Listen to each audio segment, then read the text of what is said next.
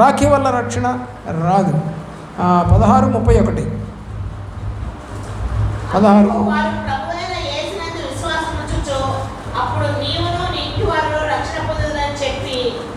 ఎప్పుడు వస్తుందండి రక్షణ?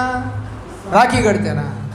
కాదు, ప్రభునందు విశ్వాసం ఉంచితే రక్షణ వస్తుంది. మార్క్స్ వార్త 7వ అధ్యాయం 8-9 వచనాలు. మీరు దేవుని ఆజ్ఞను విడిచిపెట్టి మనుషుల పారంపర్యాచారమును గైకొనుచున్నారు, మరియు ఆయనను మీరు మీ పారంపర్యాచారము గైకొనుటకు దేవుని ఆజ్ఞను బొత్తిగా నిరాకరించారు. మేము మా వాళ్ళు చేస్తామండి, మాకు దేవుడు ఆజ్ఞ వద్దు, నిరాకరిస్తున్నారట.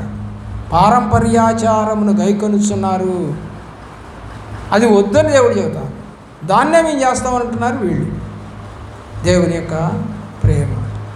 రోమాపత్రిక 1వ అధ్యాయం 18వ వచనం. 1వ అధ్యాయము 18వ వచనం. దుర్నీతి చేత సత్యమును అడ్డగించు మనిషి యొక్క సమస్త భక్తిహీనత మీదను దుర్నీతి మీదను ఏమండి ఎలాగంట? సమస్త భక్తిహీనత మీద దేవుడి కోపము బయలుపరచబడుతుంది. కోపం వస్తుందంట ఆయన చేసే తప్పుడు పనులను బట్టి. ఆయన కోపం తెప్పించకుడి అని బైబిల్ సెలవిస్తూ ఉంది. మరి అలాగే 10వ అధ్యాయం చూడండి. 10వ అధ్యాయము 9వ వచనం. 10వ అధ్యాయము 9వ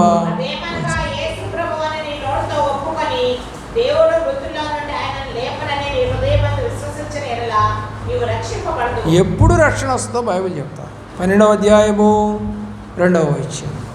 మీరు ఈ లోక మర్యాదను అనుసరింపక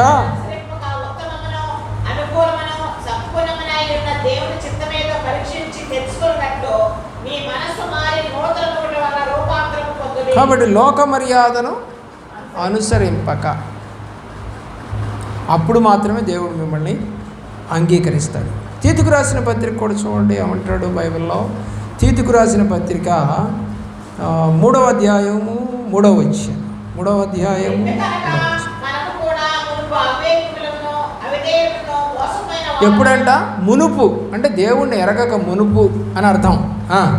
అవివేకంగాను అవిధేయంగాను మోసపోయిన వారము, దురాశలు భోగములు దాసులమై ఉండి అసహ్యులమై చాలు. ఎలా ఉన్నామంటే పూర్వం అవివేకులం, అవిధేయులం, మోసపోయాం. వాళ్ళు ఏం చేస్తే విన్నాం. కానీ ఇప్పుడు దేవుడి దగ్గరికి వచ్చాం. అది చేయకూడదని దేవుడు చెప్పాడు, అలా ఉండకూడదని దేవుడు చెప్పాడు. అవి చేసిన వాళ్ళు నష్టపోతారని చెప్తున్నాడు. కాబట్టి మేము చేయం. మునుపు ఇదివరకు దేవుడిని ఎరగక మునుపు. దానిలో 7వ వచనం అంటాడు చూడండి. నిత్య జీవమును గూర్చి నిరీక్షణను బట్టి దాన్ని వారసులొకటికై ఆ పరిశుద్ధాత్మను మన రక్షకుడైన యేసుక్రీస్తు ద్వారా ఆయన మన మీద సమృద్ధిగా కురిపించాడు. పిల్లరా, మరి ఈ రాఖీ పండగ చెప్పుకుంటున్నారు కదా. 1935లో బాగా స్టార్ట్ అయింది ఇది. అది పెరిగి చాలా ఎక్కువగా ఈ రోజున నడుస్తూ ఉంది. అయితే దీనికి బ్యాక్గ్రౌండ్ ఒక స్టోరీ ఉంది, ఎప్పుడో పురాణాల్లో స్టోరీ. ఇప్పుడు బ్రాహ్మలు అలాగే వైశ్యులు కొంతమంది ఈ యొక్క పండగ అంటే రాఖీ పండగను ఏమని చెప్తారు వాళ్ళు? జంధ్యాల పౌర్ణమి. ఏ పౌర్ణమి అండి? జంధ్యాల పౌర్ణమి, రాఖీ పౌర్ణమి, శ్రావణ పౌర్ణమి. ఒడుగు చేసుకునేటువంటి సమయం. ఒడుగు అంటే ఉపనయనము అంటే ఏమంటే దేవుని యొక్క ఆ ప్రేమలో ఆ యొక్క మగవాళ్ళకి 8 సంవత్సరాలు వచ్చిన వాళ్ళందరికీ 8 సంవత్సరాల నుంచి చేసుకుంటూ పోవచ్చు. వాళ్ళందరికీ కూడా యజ్ఞోపవీతము అంటారు దీన్ని. ఈ నడుము మీద ఈ యొక్క భుజం మీద నుంచి వేసుకుంటారు ఇటువైపుకి. నడుము కిందకి రావాలి. ప్రియులరా, ఆలోచన చేయండి. మరి ఇది బ్రాహ్మలు అలాగే వైశ్యులు కొంతమంది వేసుకుంటూ ఉంటారు. మరి దేవుని యొక్క ప్రేమలో దీనికి 3 పోగులు ఉంటాయి. ఈ జంధ్యానికి 3 పోగులు ఉంటాయి. ఒక్కొక్క పోగుకి 3 ముళ్ళు ఉంటాయి. ఇప్పుడు 3 పోగులు 3 ముళ్ళు ఎంత? 9. 3 పోగులు ఏంటి? బ్రహ్మ విష్ణు మహేశ్వరుడు అంటారు. 9 పోగులేంటి? 9 మంది దేవతలు అంటారు. వీళ్ళందరూ కూడా వాళ్ళని రక్షిస్తారు అనే ఉద్దేశము వాళ్ళకి ఉంది దేవుని యొక్క ప్రేమలో. ఆలోచించేయండి, మరి 9 దేవతల్లో గుర్తుగా మరి వాళ్ళు చేస్తున్నట్టుగా మనకి కనపడతా ఉంది. ఆ రకంగా ముళ్ళు వేసి దాన్ని వాళ్ళు అనుదిస్తారు. ఇది దాదాపు ఈ 4 వేళ్ళు ఉన్నాయి కదా, ఈ ఏళ్ళు దీనికి చుడతారన్నమాట ఆ దారాన్ని. ఎన్ని చుట్లు? 24 చుట్లు చుట్టాలి. 24 చుట్లు చుడితే అది 6 అడుగులతో వెడల్పు వస్తుంది అనమాట. అంటే మనిషి ఎత్తు 6 అడుగులంత పొడుగు వస్తుంది. అందుకని వాళ్ళు ఇటు నుంచి వేసుకుంటే నడువుకి కింద కనపడుతుంది, చొక్కా వేసుకున్నా కూడా కనపడుతుంది. అంటే అంత కిందకు ఉండాలి, అంటే తొడల దాకా రావాలి, అంత దూరం ఉండాలి. అంటే ఇది ఒక 3 అడుగులు, మళ్ళీ ఇటు ఒక 3 అడుగులు, మొత్తం కలిపితే 6 అడుగులు అవుతుంది. దేవుని ప్రేమలో చిన్నవాళ్ళకి చిన్నది వేయచ్చు, కాదంటలేదు, కానీ చాలా వరకు పెద్దవాళ్ళకి అదే వేస్తారు. కాబట్టి దేవుని యొక్క ప్రేమలో మరి ఎడమ భుజం మీద నుంచి కుడివైపుకి రావాలి. అశుభ కార్యాలు ఉంటాయి, అంటే చనిపోయినప్పుడు అప్పుడేం చేస్తారంటే చేతిలో వీళ్ళని ఇటు వేసుకుంటారు. కుడివైపు నుంచి ఎడమవైపుకి వేస్తే వీళ్ళింట్లో ఏదో అశుభం జరిగింది అని తెలుసుకుంటారు. మరి స్త్రీలు అయితే పుస్తలు తీసేస్తారు, మంగళసూత్రం తీసేస్తారు, గాజులు తీసేస్తారు, నెట్టెలు తీసేస్తారు. దాన్ని బట్టి ఆమె విధవరాలని కనుక్కుంటారు. మరి దీంట్లో ఆ యొక్క యజ్ఞోపవీతాన్ని కుడివైపు వేసుకుంటే వీళ్ళింటే ఏదో అశుభం జరిగింది. మరి టాయిలెట్కి వెళ్ళేటప్పుడు అండి చాలా పొడుగు ఉంటుంది కదా, మరి ఎట్లాగా? అందుకని దాన్ని ఏం చేయాలంట, మెడకి హారంలాగా చుట్టుకోవాలి. అంటే కింద పడకూడదు, అది తగలకూడదు. అందుకని చుట్టుకొని చక్కగా మళ్ళీ వచ్చినప్పుడు దాన్ని ఓపెన్ చేయాలి. ఇది సంవత్సరానికి ఒకసారి మారుస్తారు.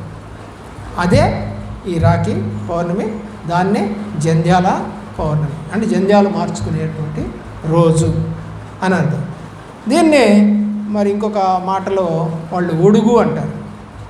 ఒడుగు చేస్తేనే జంధ్యం అనేది వస్తుంది. అంటే మనకి క్రైస్తవులు పెళ్లి చేసుకుంటారు, పెళ్ళికి ముందు ఏం చేస్తారు? బాప్తిజం. అలాగే వీళ్ళు కూడా చిన్నప్పుడు తీసుకోకపోతే పెళ్ళికి ముందు బాప్తిజం తీసుకుంటారు. అర్థమవుతుందా? ఒడుగు చేస్తారు. బాప్తిజం అంటే వాళ్ళ దేశంలో ఒడుగు, మన దేశంలో బాప్తిజం. పిల్లరా, మరి రాఖీ గురించి కొన్ని కథనాలు మనకు కనపడతాయి.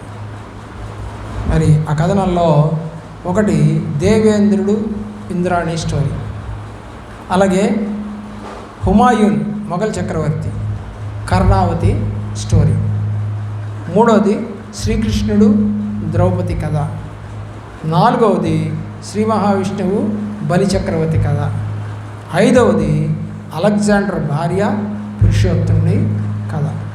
ప్రియులరా, ఈ సంవత్సరం ఈ 2025 సంవత్సరంలో ఆ రాఖీ చాలా ప్రశస్తమైనదని చెప్తున్నారు. ఎందుకంటే 95 సంవత్సరాల క్రితం, అంటే 1930వ సంవత్సరంలో ఉన్నటువంటి ఆ గ్రహ సంచారము మళ్ళీ ఇప్పుడు వచ్చిందంట. అంటే 95 ఏళ్ల తర్వాత వచ్చింది. అందుకని ఇది ఒక ప్రశస్తమైనటువంటి పండగగా వాళ్ళు చెప్పుకోండి. పునరావృతం అయినది అని ఇది ఎంతో ముఖ్యమైనది. అది యాక్చువల్గా అంటే ఇది నిన్ననే మొదలైంది, నిన్న మధ్యాహ్నం నుంచి మొదలైంది. ఇవాళ మధ్యాహ్నం దాకా చేసుకోవచ్చు. అంటే నిన్న చేయకుండా కొంతమంది ఇవాళే ఎక్కువ చేస్తారు, నిన్న కూడా కట్టుకోవచ్చు, మధ్యాహ్నం నుంచి మొదలవుతుంది. అండ్ వాళ్ళ యొక్క తిథులు నక్షత్రాలు ప్రకారంగా దేవుని యొక్క ప్రేమలో ఆలోచన చేయండి ఒకసారి, దేవుడు వైపు చూడవలసిందిగా కోరుతాను. ఈ యొక్క కథ ఏంటంటే పురాణంలో మరి వృత్తాసురుడు అనేవాడుతో యుద్ధము ఇంద్రుడు ఓడిపోతాడు. ఓడిపోయినప్పుడు అతని భార్య ఇంద్రాణి రక్షాధారాన్ని భార్య అతనికి కట్టి తనకు శక్తిని అందిస్తుంది. నువ్వు పో, గెలుస్తావు పో అని చెప్పి భార్య అతనికి కట్టింది. ఈ రక్షాధారం అతనికి విజయాన్ని ఇచ్చిందని నమ్ముతారు. ఇదే సాంప్రదాయం నేటి రాఖీ రూపంలో మారి చెల్లెలు సోదరునికి రాఖీ కట్టడం మొదలైంది. ఇది భద్రత, విజయానికి కోరుకునేటువంటిది.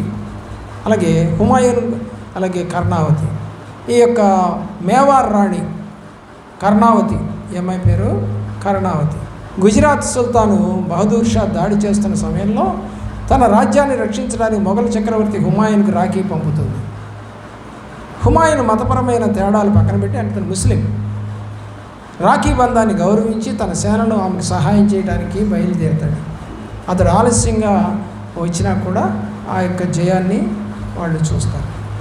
రాఖీ అనేది, రక్షాబంధన్ అనేది లేదా రాఖీ పౌర్ణమి అని పిలిచే పండుగ కొన్ని ప్రాంతాల్లో శ్రావణ పౌర్ణమిగా, మరి జంధ్యాల పౌర్ణమిగా పిలుస్తూ ఉన్నారు. అన్నా చెల్లెల యొక్క లేదా అక్క తమ్ముల యొక్క ప్రేమానురాగాలకు సూచనగా ఈ పండుగను జరుపుకుంటున్నట్టుగా అన్నకు కానీ తమ్మునికి కానీ ప్రేమ సూచకంగా సోదరి కట్టేటువంటి రాఖీ అని పిలిచే ఒక పట్టీని కట్టడం లేదా తాయెత్తు లాంటిది కట్టడం మరి ఈ పండుగ ప్రాధాన్యత విశేషం. రాఖీ అనగా రక్షణ బంధం. ఇది అన్నా చెల్లెళ్ళు అక్క తమ్ముళ్ళు జరుపుకునే మహోత్తరమైనటువంటి పండుగ. చెల్లి తన అన్నయ్య మహోన్నత శిఖరాలకు ఎదగాలని కోరుకుంటూ అన్నయ్యకు కట్టేదే ఈ రాఖీ. సాధారణంగా మరి జంధ్యాన్ని ధరించేవారు ఈ రోజునే పాతది వదిలి కొత్తదాన్ని ధరిస్తారు. ఉపనయనం అయిన వారు జంధ్యాల పౌర్ణమి రోజు గాయత్రి పూజ చేసి కొత్త యజ్ఞోపవీతాన్ని ధరించి పాతది తీసివేస్తారు. కాబట్టి పూర్వం దేవతలకు రాక్షసులకు యుద్ధం జరిగింది.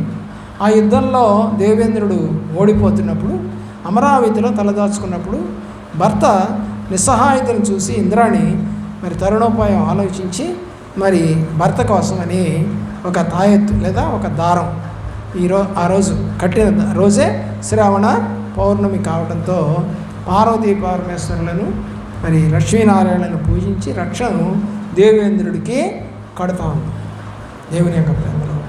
అప్పుడు ఇతను గెలిచినట్టుగా మనము చూస్తూ ఉంటాం దేవుని యొక్క ప్రేమలో. అలాగే ద్రౌపది శ్రీకృష్ణుడు. ఈ ద్రౌపది శ్రీకృష్ణుల కథ ఏంటంటే అన్నాచెల్లెళ్ళ బంధం అన్నమాట. ఈ బంధం ఏంటంటే శిశుపాలుడిని శిక్షించే క్రమంలో సుదర్శన చక్రాన్ని వాడతాడు విష్ణువు.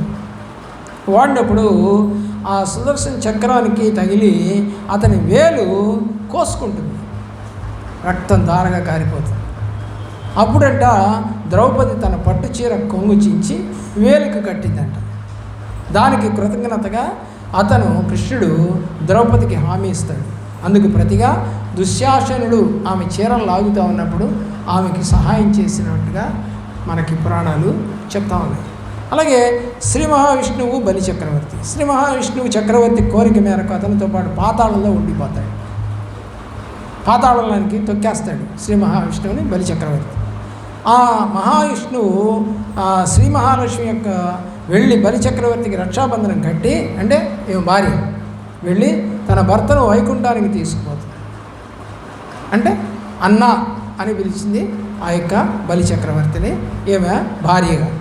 ఎంత గొప్ప కార్యక్రమాలు మనము ఈ యొక్క బైబిల్లో చూస్తాం పిల్లరా. అలాగే అలెగ్జాండర్ భార్య పురుషోత్తముడి దగ్గరికి వెళ్ళి ఈ యొక్క రక్షాబంధన కట్టి, అయ్యా మా ఆయన కనుక యుద్ధంలో నీకు కనుక దొరికితే చంపాల్సి వస్తే నన్ను నా భర్తను నన్ను కాపాడు, చంపాకు అని కోరుకుంటుంది. నిజంగానే పురుషోత్తముడి చేతికి చిక్కుతాడు అలెగ్జాండరు, కత్తి ఎత్తుతాడు. ఎత్తంగానే కట్టిందిగా రక్షాబంధన్ గుర్తుకొచ్చింది, నేను చంపకు వదిలేస్తాడు. ఇలాంటి స్టోరీస్ చాలా మరి మన కథనాలు కనపడతా ఉంటాయి. కాబట్టి అలాంటి హయగ్రీవ అవతారంలో ఉన్నటువంటి స్థితి కూడా మనకు కనపడుతుంది. అదొక కథ. కాబట్టి రాఖీ కట్టడం అనేది శనివారం 9వ తేదీన 2025 సంవత్సరంలో మరి శ్రావణ పౌర్ణమి 2:12 మొదలైంది 8వ తేదీన. మరి ఈరోజు 1:30 వరకు శ్రావణ పౌర్ణమి తిథి అనేది ఉంటుంది. అప్పటికి అయిపోతుంది, అంటే ఆల్రెడీ అయిపోయింది మన లెక్క ప్రకారం 1:30కి అయిపోయింది. రాఖీ పండుగను ఆగస్టు 9న నిర్వహిస్తున్నట్టుగా మనకి కనపడతా ఉంది. కాబట్టి దేవుని యొక్క ప్రేమలో మరి ఈ కథలన్నీ బైబిల్లో మరి గూగుల్లో మనకు కనపడతా ఉంది. కావాలంటే మీరు వెళ్ళి చూడండి. మరి అలాంటి పని చేయొచ్చా? అది ఎవరికి సంబంధించింది? ఏదో విష్ణువుకి, మరి అలాగే అతని భార్యకి, అలాగే ఆ యొక్క దేవేంద్రుడికి అతని భార్యకి సంబంధించిన స్టోరీస్. ఎవరికి సంబంధించినవి అంటే అన్ని దేవతలు. మరి అన్ని దేవతలను అభ్యసింపకూడదు అన్నాడు కదా దేవుడు. మరి చేయొచ్చా? కట్టుకుంటే ఏమవుద్దిలేండి అంటారు. దాని హిస్టరీ తెలియనప్పుడు మన పక్కింటి వాళ్ళు కడతారు, ఎదురింటి వాళ్ళు కడతారు. రోడ్డు మీద పోతే కూడా మరి చెల్లి అంటదంట, ఒక అమ్మాయి, అన్న నాకు అన్నయ్య లేరు, నీకు రాఖీ కడతానంటదంట. ఇలా ఆలోచించండి, ఎందుకండి ఈ ఆచారాలు చేయాలి మనం? దేవుడు ఏమన్నాడు? ఆచారములను అభ్యసింపకుడి. అభ్యసించితే మాత్రం నాకు కోపం వస్తుంది అని ప్రభువారు చెప్తారు. మరి నువ్వు అలాంటివి చేయకుండా ఉందువుగాక. చేయలేదని అనుకుంటున్నాను మీ ఇళ్లలో వాళ్ళు ఎవరు కూడా. ఒకవేళ చేస్తుంటే మాత్రం మీకు మీరే కొరివి పెట్టుకున్నట్టు అర్థమవుతుందండి. అలా కొరివి పెట్టుకోవద్దు ఇళ్లలో. మీ కొరివి మీరే పెట్టుకొని కాల్చుకోవాలి. దేవుడి కోపానికి ఉగ్రులుగా మారటానికి దేవుడు మీరు సహకరించకుండా ఆయన మాట ప్రకారం, నిబంధన ప్రకారం నడిచి, అయ్యా మేము నువ్వు చెప్పిన నిబంధనలోనే ఉంటాం, మేము దాటిపోము అని చెప్పి దేవుడిని ఘనపరచు. అలాంటి ఘనత దేవుడు మీకు దయచేయను గాక.